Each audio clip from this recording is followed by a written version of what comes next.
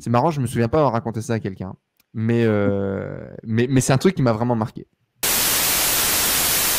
Et après, je fais mon premier voyage en Thaïlande en solo, fin d'année 2016.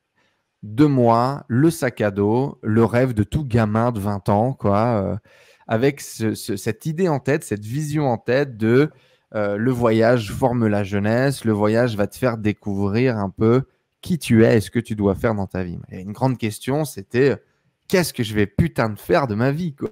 Parce que j'avais des idées, parce que je voyais que j'avais des capacités de faire des choses, mais concrètement, j'avais aucune idée de ce pourquoi j'étais fait. Je me suis toujours dit, euh, tu fais ce voyage initiatique solo et tu reviens avec ta mission de vie, plein d'expériences, plein d'aventures magnifiques et tu fais ta life après.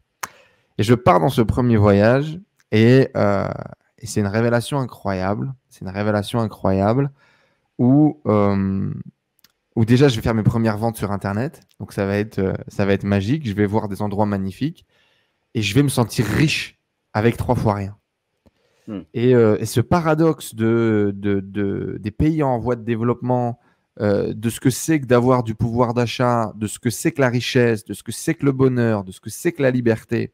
Je me souviens, j'ai eu un moment tragique de mon voyage en Thaïlande où je revenais de Chiang Mai pour Bangkok. J'étais dans la petite gare dégueulasse là, à Bangkok et je dormis dans une chambre là où j'hésitais. Il y avait une chambre avec 2 lits superposés. Je savais pas si je devais dormir en haut ou en bas, savoir où les cafards allaient me manger parce que la chambre à 10 euros, il y avait que ça.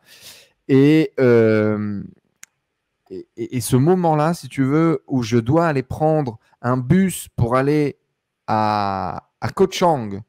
Donc le bus pour aller prendre le truc pour aller sur l'île, je loupe mon bus. Et au moment où je loupe mon bus, il va y avoir un connard qui va faire le chauffeur en bagnole. Et je me vois, si tu veux, avoir cet accident. Mais j'ai pas l'accident. C'est genre, je suis à l'extérieur. Et je me dis, waouh, si là maintenant je me fais envoler, en combien de temps mes parents vont être au courant? Et c'est là où, genre, je prends conscience que je suis livré à moi-même, que je suis libre, entre guillemets, et que ça y est, genre, c'est pas je suis un grand, mais tu vois, ça y est, genre, je t'ai livré à toi-même. Là, ce que tu fais là a un impact dans ta vie et il n'y a plus personne pour te rattraper. Tu vois ce que je veux dire? C'est marrant, je me souviens pas avoir raconté ça à quelqu'un, mais c'est un truc qui m'a vraiment marqué.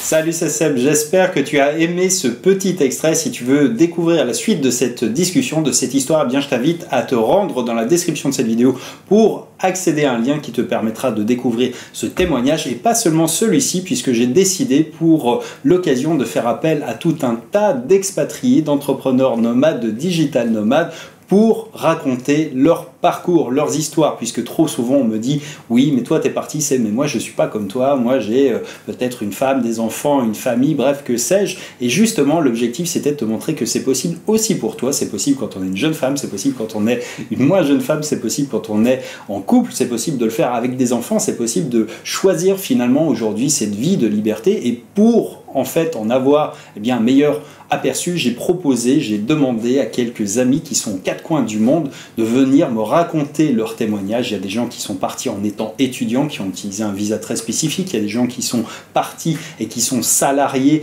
dans des pays exotiques. Il y a des gens qui sont des entrepreneurs, qui sont arrivés à l'entrepreneuriat sur le tard, qui sont partis en famille. Il y a des gens qui sont partis sur les routes en famille. On a des gens qui sont partis avec un sac à dos, qui ont tout plaqué, qui sont partis à vélo. On a des gens qui sont partis s'installer en Amérique du Sud, au Panama, on a d'autres personnes qui sont allées en Estonie, à Dubaï, en Roumanie, dans les pays de l'Est, en Asie, au Vietnam, en Thaïlande, au Laos, au Cambodge, bref, dans plein d'endroits différents et dans plein de situations différentes. Et ce que je voulais avec cette série eh bien, de contenu, c'est de te montrer que c'est possible, et quoi de mieux que de te montrer des parcours de vie d'autres personnes, et c'est vraiment l'objectif de cette série. Donc tu vas pouvoir retrouver déjà ce contenu, celui-ci, la suite, et du moins la fin de cette histoire en suivant le lien qu'il y a dans cette description, et puis surtout tu vas pouvoir accéder à tout un tas d'autres histoires qui, je l'espère, te montreront que c'est possible pour toi aussi dans ta situation quelle qu'elle soit aujourd'hui. Bref, je t'invite encore une fois à nous rejoindre et je te dis à très vite. Ciao.